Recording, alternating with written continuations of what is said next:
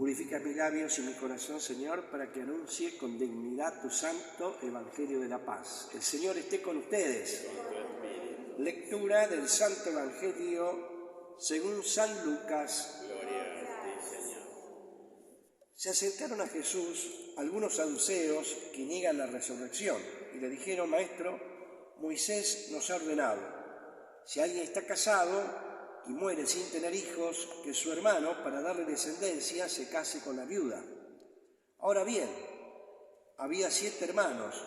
El primero se casó y murió sin tener hijos. El segundo se casó con la viuda y luego el tercero. Y así murieron los 7 sin dejar descendencia. Finalmente también murió la mujer. Cuando resuciten los muertos, ¿de quién será esposa, ya que los 7 la tuvieron por mujer? Jesús le respondió: en este mundo los hombres y las mujeres se casan, pero los que son juzgados dignos de participar del mundo futuro y de la resurrección no se casan. Ya no pueden morir, porque son semejantes a los ángeles y son hijos de Dios al ser hijos de la resurrección. ¿Que los muertos van a resucitar? Moisés lo ha dado a entender en el pasaje de la zarza, cuando llama al Señor el Dios de Abraham, el Dios de Isaac y el Dios de Jacob, porque Él no es un Dios de muertos, sino de vivientes. Todos, en efecto, viven para Él. Palabra del Señor. Gloria a ti, Señor Jesús. Muy bien, tomamos asiento. Qué bien.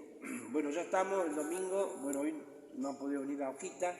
32º. Qué bárbaro, ¿no? Que se acuerda ya de varios domingos atrás. Parecía lejos, pero ya estamos. ¿Y cuántos domingos son este tiempo? 34. Así que faltan 2 domingos más todavía para culminar. Que el último domingo es la fiesta del Diablito Rey. No, va a decir la liturgia, que nos regala a misa la fiesta de Cristo Rey, no del Diablito del pecado. ¿Se entiende? Y culmina este tiempo que se llama el tiempo durante el año, no porque los otros tiempos litúrgicos no están dentro del año, pero se le llama este porque el más corto, más largo. El más largo, tiene 34 semanas, así que más de 8 meses. Y entonces, porque expresa este tiempo que se llama de la Iglesia, o el tiempo final hasta el fin del mundo, por eso es largo. Es largo hasta el fin del mundo, ¿no? Que incluso no sabemos cuándo va a ser. Sabemos que ya hemos recorrido camino, pero para el fin del mundo no sabemos, faltará mucho todavía. Para atrás ya recorrimos y hemos ido creciendo en esa Pascua de Cristo, en esa glorificación de Cristo, pero adelante todavía falta, ¿no? Yo digo a veces estamos en la etapa de la juventud, todavía falta un poco más adulto hasta llegar a la plenitud. Bueno, y así que entonces estamos ya en el 32º y nos encontramos con este tema un poco curioso, con la primera lectura del libro de los Macabeos, del segundo libro de los Macabeos, tiene 2 libros, Macabeo del Antiguo y del Nuevo. ¿De qué? Del Antiguo, muy bien, del Antiguo Testamento. Está uno de los libros más cercanos al nacimiento de Jesús, se calcula 150 años más o menos antes de Cristo. Así que hay temas ya que se van profundizando y se van acercando más a la verdad que trae Cristo, ¿no? Pero todavía falta, Cristo va a ser la plena verdad, ¿no? Es la palabra, ya no es más que un profeta. El profeta nunca hablaba en nombre propio. ¿Se acuerdan? Cuando un profeta hablaba, Isaías, Jeremías, no sé quién, decía: Dios me manda decir, oráculo de Yahvé. Nunca hablaba en nombre propio. En ese sentido estaba bien ubicado y humilde, y que hablaba en nombre de otro, con mayúscula, que es Dios. En cambio, Cristo va a hablar en nombre de ¿quién? Del mismo, porque Él es Dios, hecho hombre. Por eso Él va a decir: no vine a abolir, a negar lo del Antiguo Testamento, pero vine a llevarlo a plenitud, a cumplimiento. Y ese llevar a plenitud toda la ley, los profetas, todo lo que es del Antiguo Testamento, va a consistir en perfeccionar lo bueno del Antiguo Testamento y hasta corregir lo que está equivocado, porque Él tiene autoridad, porque es Dios mismo. Por eso en Mateo, ¿se acuerda que le habla mucho al judío, porque se dedica más a la conversión de los judíos? El que más pone cita del Antiguo para confirmar que este es el Mesías que estábamos esperando, ¿no? Para que se convenza que Jesús era el Mesías que esperaba. Entonces hay muchas citas que relaciona con el Antiguo Testamento, relacionándolo con Jesús. Y es cuando también Mateo dice muchas veces esa palabra. Antes se le decía tal cosa, ¿se acuerdan? Ahora yo le digo, con autoridad, ¿no? Bueno, es hermoso, ¿no? Entonces ver toda esa autoridad en Cristo. Por eso Cristo más que profeta es la palabra misma, hecha carne, ¿no? Como dice en San Juan, el primer capítulo, la palabra estaba en Dios y era Dios y se hizo carne y habitó entre nosotros, ¿no? Muy bien. Y vemos entonces en este libro segundo de los Macabeos, que está cercano ya al nacimiento de Cristo, uno de los últimos libros del Antiguo Testamento, de cercanía, ¿no? También con el nacimiento de Jesús. El tema este de la muerte y la resurrección, que después, como leyó muy bien Verónica, se va a ser como una figura o ya anticipa lo que Jesús va a hablar también de los muertos que resucitan, cuando le preguntan a los saduceos. ¿Y por qué está este tema de la muerte? Ahora estamos, en fin de año estamos con calor, bueno, más o menos, está lindo que hable de muerte, resurrección, del final, como dice San Pablo. Hoy podemos relacionar también la segunda lectura, pues se acuerdan que decíamos que en este tiempo, durante el año, la que está más directamente relacionada es la primera, con el Salmo y el Evangelio. La segunda tiene una temática propia de la Carta a los Apóstoles, pero por ahí podemos integrarla. Luego se puede integrar muy bien, y también le pide a los tesalonicenses que sean fieles y constantes para hallar el encuentro pleno con el Señor, ¿no? ¿Y por qué todo eso? ¿Qué les parece? Ya saben, tengo la parroquia. ¿Por qué? Porque nos estamos acercando al final de este tiempo que culmina con el Cristo, el Rey de la creación, ¿no? Cristo, Rey del universo, el fin del mundo. Por eso ya están estos temas. Y el domingo que viene seguro va a haber también un tema, también rodeando este tema de la muerte y resurrección, ¿se entiende? Ya preparando el final de este tiempo. Y después, el otro domingo, después de Cristo Rey, ¿qué domingo es? La Virgen Reina, no, la Virgen Reina es otra fecha. No, comienza luego el ciclo litúrgico con el primer domingo de Adviento. Ya no vamos a hablar de muerte, resurrección, del fin del mundo, sino otra vez esperar al Salvador. Se hace todo el recorrido, todo un año, Adviento. Espera gozosa al Salvador. Miren, se hace de vuelta todo un ciclo de un año, todos los acontecimientos de Jesús, el Salvador, ya esperándolo cuando viene, Navidad, y etcétera, y después este tiempo del año que está realizando la obra de salvación con la ayuda nuestra hasta el fin del mundo. Entonces por eso sale este tema del fin del mundo o de muerte. En este tema muy tremendo y fuerte, ¿no? Que es la muerte de la madre. Bueno, está con acá dice 7 hijos, me llama la atención cuando meditaba que dice 7 hijos, no dice los 7 hijos, como que da pie que puede haber tenido más hijos el matrimonio macabeo. Puede haber sido, porque yo como era antes, la mujer general también, era muy santo, muy religioso, ¿no? Seguía una costumbre de la ley de Dios. Y abierto a la vida, ¿no? Pero bueno, están los 7 hijos ahí y nos van matando. El rey Antíoco de a uno. Y si ustedes se fijan, ¿se acuerdan que yo les decía que, bueno, creo que toda la casa, uno o los hijos, alguien tiene celular? Digo que un poco la manera más fácil es si pueden buscar la aplicación. Una es Misal Católico, ponen Misal Católico, ¿vieron de Play Store? Así es, Luciana, en Play Store ponen, yo toco el micrófono y hablo en voz alta, digo, Misal Católico, y sale un redondelito, un cuadradito, blanco, Misal Católico, y sale la misa de todos los días.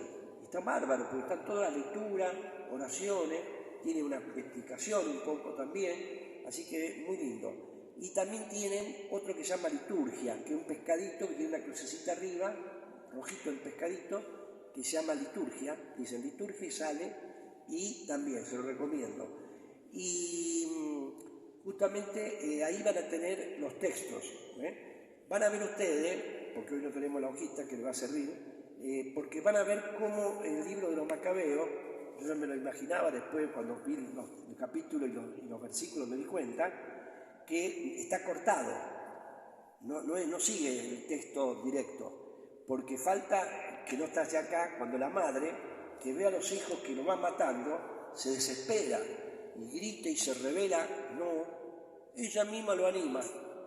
Eso no pusieron hoy, lo cortaron, pusieron lo que querían más decir, la muerte de los hijos. Que después también mueren, bueno, el papá creo que murió primero.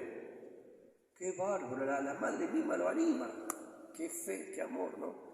Y todavía no había venido todo el Jesús, que va a hablarnos de la resurrección como algo no terrible, ¿no? Que todavía está un poquito, ¿no? Que no podemos dejar de sacudirnos de temores ante la muerte de uno o de nuestros seres queridos. Eso está pegado, viene de muy lejos ese malestar. ¿Sabe dónde viene? Del pecado original. O sea, el pecado original nos metió como un instinto negativo a todas las cosas, también a la muerte sobre todo. Verla como mala, como enemiga, que nos saca al ser que está pegado, que por generación se transmite. Y ese malestar no lo podemos sacar mágicamente, no se saca, ¡puf!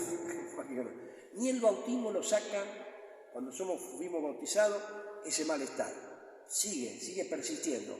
Lo que podemos hacer es que podamos superarlo cada vez en Cristo, viviendo en Cristo y meditando las cosas en Cristo y todo lo que nos trajo Cristo de buena nueva, podemos superarlo. Pero no se saca, ese malestar va a persistir.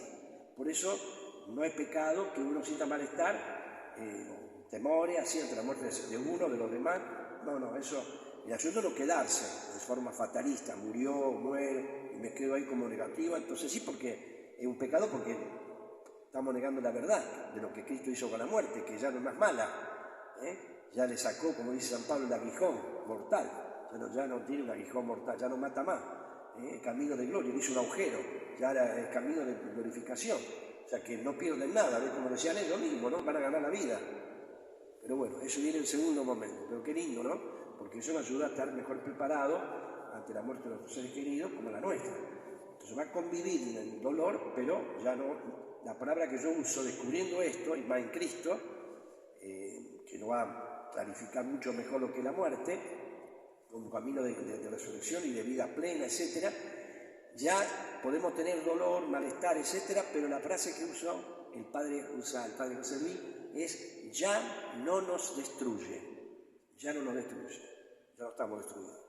Nos podemos levantar y hasta ser testimonio de esperanza para los demás, sea de la muerte de seres queridos, nuestra, etcétera, ¿no? Qué bárbaro.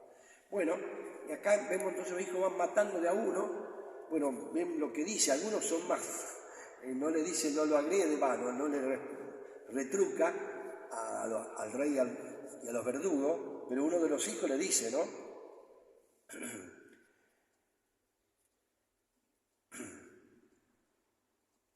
Cuando ya estaba próximo a su fin habló así, el cuarto, ¿no? Pero fueron torturándolo y matándolo, ¿no? A los 7. Es preferible, dice uno de los hijos, morir a mano de los hombres, con la esperanza puesta en Dios de ser resucitados por Él. Tú, en cambio, no resucitarás para la vida. Le mandó, lo retrucó, ¿no? Vos, en cambio, por lo que estás viendo, no vas a resucitar. Bueno, igualmente Dios también es para Antíoco, este rey, ¿no? Ojalá que se haya arrepentido. Pero bueno, él le dijo, ¿no? Vos, por lo que está haciendo, en cambio nosotros, por más que nos maten, vamos para la vida. Con respecto a esto de la reducción a la vida, no está claro el concepto como después va a enseñar Cristo. La resurrección de los muertos en el Antiguo Testamento es muy oscuro la explicación. Hay momentos, digamos, incluso profeta, un gran y santo profeta como Isaías, uno de los más grandes profetas, que cuando habla de la muerte, habla como que ya no vive más la persona. Él dice, los vivos son los que te alaban, pero si me tiran a la fosa, a la muerte, ya no te alabaré más. O sea que la muerte es término de la vida. Y sigue siendo un gran santo profeta, pero todavía no tenía la luz de la resurrección. Si ustedes buscan el libro de Isaías, pero él escribió como 800 años antes de Cristo, entonces todavía no estaba claro. Hay algunos que hablan de ir que después de la muerte los creyentes, los que siguen la ley de Dios, como estos familias Macabeo, van a ir al Sheol. El Sheol era el lugar de sombra, un lugar oscuro de sombra. Pero la sombra no es toda la persona, es la sombra no soy yo. Pero bueno, hasta ahí llegaban también. Y esto de los Macabeos que hablan, por ejemplo, que van a resucitar para la vida, por gracia de Dios, pero no se puede creer que ellos hablan de la resurrección a la vida eterna, sino como que vuelven de vuelta a la tierra, con mejor condiciones que antes. No una reencarnación, sino ellos mismos vuelven, cada uno, quien es cada uno, ¿se entiende? En cambio, reencarnación se reencarna en otro, no es reencarnacionista, sino que van a volver, pero acá a la vida terrenal, parece que, según los teólogos, quieren decir ellos. No llegan a entender que es resurrección a la vida eterna y no volver a la vida terrenal. Eso lo va a decir Cristo. Entonces pasamos al Evangelio. Bueno, vemos el Salmo también como pide ayuda, ¿no? Señor, al despertar me saciaré de tu presencia. Fíjense que la palabra despertar es sinónimo un poco en hebreo a resucitar. ¿Se acuerda cuando Jesús curó a la hija de Jairo? Le dice, despierten a la nena y denle de comer. ¿Ven? O se despertó la nena cuando Jesús la tocó, ¿se acuerda? La cura, que estaba muerta, decía. Entonces, el despertar es signo de resurrección. Por eso el Salmo hay que entenderlo en ese sentido, en el sentido bíblico. Señor, al despertar, o sea, resucitar, me saciaré de tu presencia. Mire, ya está hablando de eso. Ahora, ¿qué entendía el autor? No lo que va a explicar Cristo, que va a ser pleno, pero habla, ¿no? Escucha, Señor, mi justa demanda, atiende a mi clamor, presta oído a mi plegaria, porque en mis labios no hay falsedad, etc. Escóndeme a la sombra de tus alas, etcétera, etcétera. O sea, una confianza en Dios, de que Dios lo va a salvar de sus dificultades, temores, etcétera, y que le va a dar resurrección, ese despertar, pero no se entiende a la resurrección de vida eterna como nosotros, no, pero bueno, habla de que Dios lo va a tener en cuenta. Y pasamos al Evangelio. Entonces eso que los macabeos ya se está hablando de la resurrección en Cristo, con este episodio que siempre estaba, ¿se acuerdan?, muy acosado, ya se aparece por los fariseos, por los doctores de la ley. Este caso es por los saduceos.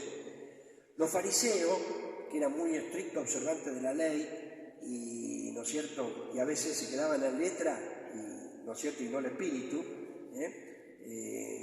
se tragan, dice, el camello y cuelan el mosquito, dice, a lo más chiquito, pero se tragan lo más gordo. Dice Jesús que, bueno, estos saduceos, a diferencia de los fariseos creían en la resurrección, no como digo, Cristo va a enseñarlo ahora, con su propia resurrección a la vida eterna, pero sí creían, al estilo de los macabeos, algo así, que va a haber como que el hombre que sigue el camino de Dios, la ley de Dios, va a seguir vivo, quizá en la tierra.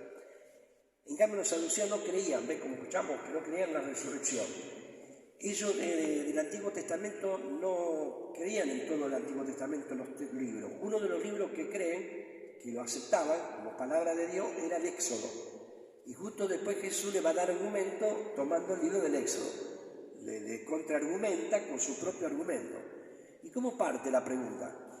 Es una pregunta que viene con humildad para aprender. ¿No es así, María Cristina? No. Se quieren burlar de él, y le hacen esta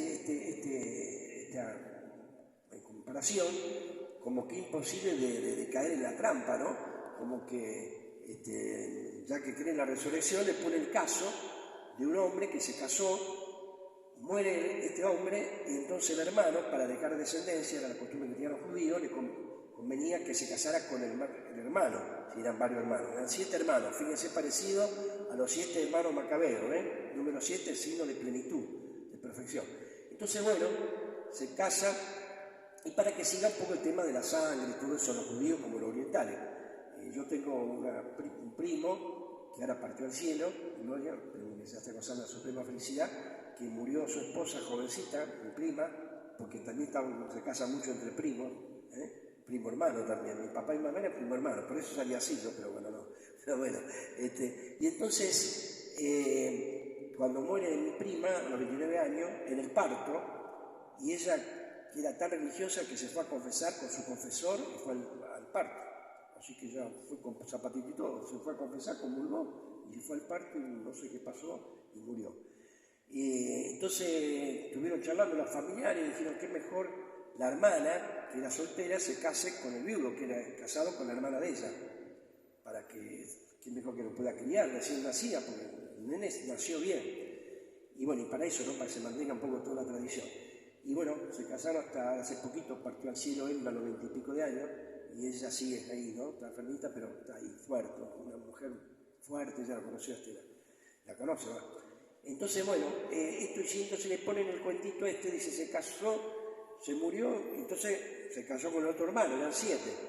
Se casó con el tercero, con el cuarto, con el quinto, el sexto, el séptimo, murieron todos. Y después murió ella. ¿Con quién de esos 7 se va a quedar?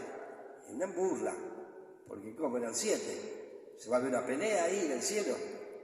Y Jesús le dice, ustedes no saben nada, como diciéndole, porque la resurrección de los muertos no van a ser como acá. No va a haber gente que nos casemos, no va a haber este modo físico, sexual, varón, mujer, no va a haber ya casamiento de esta manera. Todo esto queda acá, no es porque sea algo malo, sino va a estar superado en una realidad de no relación física, porque no vamos a tener una realidad física, material, y por eso dice, van a ser como ángeles. Vio que los ángeles no tienen física, no tienen materia.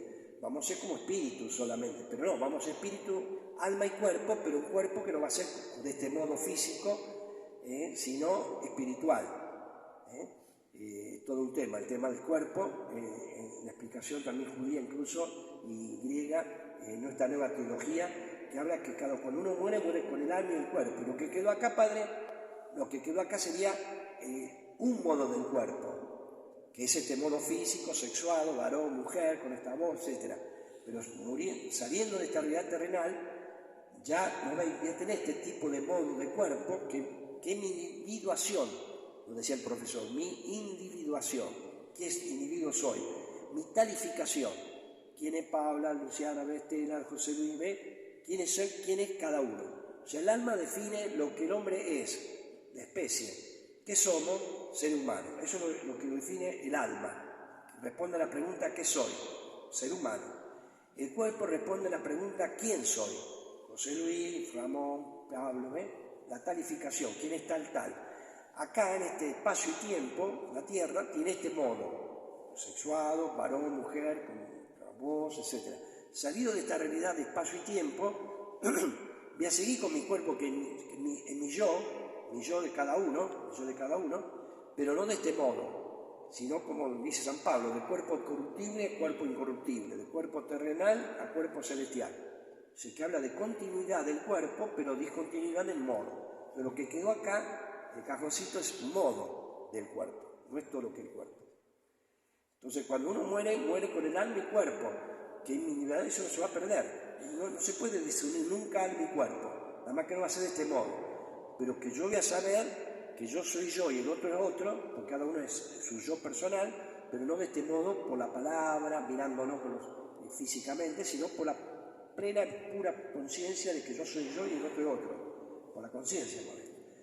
Entonces Jesús le dice, ustedes no saben lo que están diciendo, porque no va a ser así como acá, que se casan, se mueren, o se divorcian, se separan, se unen con otro, porque no va a ser así de carnal la cosa física, sino va a ser como los ángeles. Lo quiere comparar, no es que vamos a ser ángeles, los ángeles son ángeles, pero lo compara que no vamos a tener materialidad, corpulencia física, etc.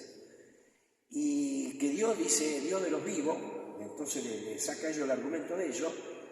Y bueno, cuando Moisés fue a la zarza, se acuerda que se encuentra con Dios, Dios le dice, yo soy el padre, el Dios de Abraham, de Isaac y de Jacob. Si dice soy, quiere decir que Abraham, Isaac siguen vivos. Si no, no diría fui. O si los nombra como que están vivos, quiere decir que Dios de vivo, no de muerto.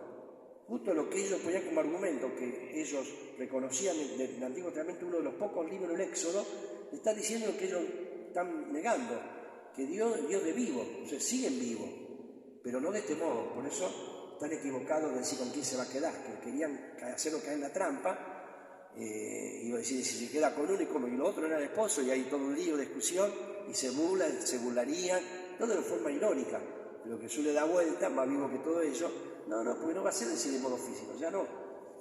Una señora, ¿se acuerdan que una vez comenté? Fue una misa que hablaba de este tema, así de la resurrección, y que hablé que ya no va a haber esta relación de parientes, física, etc.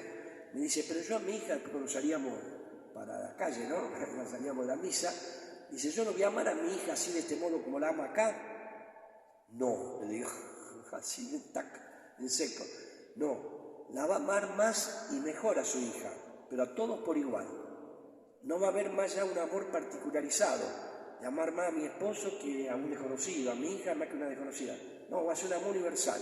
Ya no va a haber más amor particularizado, padre, hijo, hermano, no, todo superado, no porque sea algo malo, pero eso es para esta tierra, pero esto es superado un amor universal en Cristo, amándonos todos por igual. Qué bárbaro.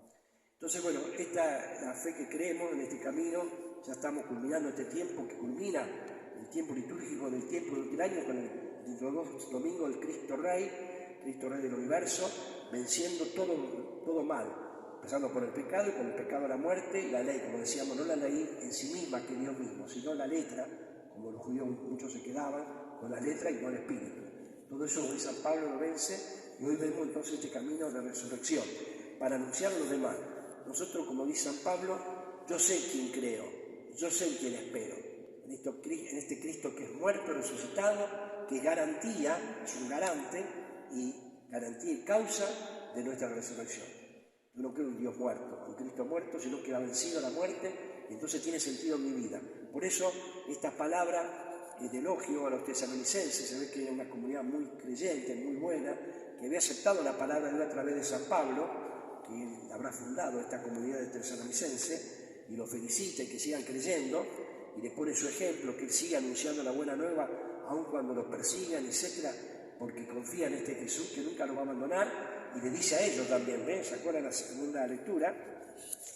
Al final, pero el Señor es fiel, Él los fortalecerá y los preservará del maligno. Nosotros tenemos plena confianza en el Señor, de que ustedes cumplen y seguirán cumpliendo nuestras disposiciones, que el Señor los encamina hacia el amor de Dios y les dé la perseverancia de Cristo. A la gloria plena. Qué lindo, ¿no? Que también nosotros, venga estas palabras, ¿no? Sean dirigidas a tercera para nosotros también. El Padre conseguía todo, que lo que nos toca y nos quede a nosotros es ser fieles, perseverantes, ya no a la ley de Moisés, no porque sea mala, pero está superada ahora la ley de Cristo, que es el mandamiento nuevo del amor, ámense el uno a otro como yo le he amado, y el amor a Dios como Jesús, y entre nosotros, para que el día, el momento que tengamos que, cuando se habla de la segunda venida, ¿se acuerdan que decíamos que no hay otra venida física? Se llama segunda venida, pero no. Propiamente los teólogos dicen que la segunda venida es el encuentro nuestro pleno con Él, sea a nivel personal, cada uno cuando uno muere, va a ser encuentro pleno, y a nivel universal, la fiesta de Cristo Rey del universo, cuando todo el mundo ya sea culminado en gracia y santidad de parte de Cristo, ¿no? Que todo esté coronado de gloria. No que todos seamos católicos, pero el fin del mundo va a venir por triunfo definitivo de Cristo de todo mal. ¿Se entiende? Entonces, la diferencia no está en calidad. Mi resurrección personal va a ser de menos calidad que la resurrección de todo el universo. No, la misma calidad, nada más que se diferencia por cantidad. La mía es 1, 2, 3, 4 a nivel personal, y la universal, cuando Cristo ya triunfe sobre todo mal, como dice el último enemigo, dice San Pablo, es la muerte. Entonces, cuando esté todo vencido, hasta la muerte, todo vida, sea ya el triunfo definitivo en gloria plena. ¿Se entiende? Pero para esto, lo único que se nos pide es ser fiel, no como ya ellos, que no tenían otra cosa que era la ley de Moisés, la ley de Dios, que enseñaban los profetas, etcétera, sino era Cristo, Él es la ley nuestra. Por eso que viviendo en Cristo vivimos todas las leyes y las palabras del Antiguo Testamento. Cristo es la ley fundamental. Si vivimos a Cristo, vivimos todo lo bueno, todo lo santo, ya somos santos, vivimos todo. No vamos a cumplir los 10 mandamientos, no vamos a matar, no vamos a robar, todo, porque si vivimos a Cristo es toda la santidad, toda la riqueza de todas las leyes y palabras, ¿no? Del Antiguo y el Nuevo, que es la plenitud. Que así sea, que nos encuentre así en perseverancia, en fidelidad, en santidad, en unión en Cristo, como dijimos que por el bautismo ya estamos unidos a Cristo, somos otro Cristo, y así llevarlo a los demás, con la palabra, el testimonio y ayudando. Con paciencia, a veces podemos desesperarnos, porque algún hijo, o un papá, o un familiar medio se desvía. No, nos puede un poquito más poner, pero volver de nuevo en sí y decir, bueno, yo voy a seguir creyendo y rezando por este familiar, este vecino, este amigo, quien sea, que está medio extraviado un poquito y que, bueno, pueda descubrir este amor de Cristo, y si no, será de otra manera, ¿no? Porque Dios nos ama a todos, y un Padre universal que no dice solamente los católicos se van a salvar. A veces, por falta de no conocimiento, y llamamos ignorancia, pueden no reconocer a Cristo y vivir el camino de Jesús, de la Iglesia, pero bueno, hace cosas buenas y eso les va a valer también. Que así seamos perseverantes en este camino para la resurrección plena en la gloria celestial, en la vida eterna plena. Que así sea.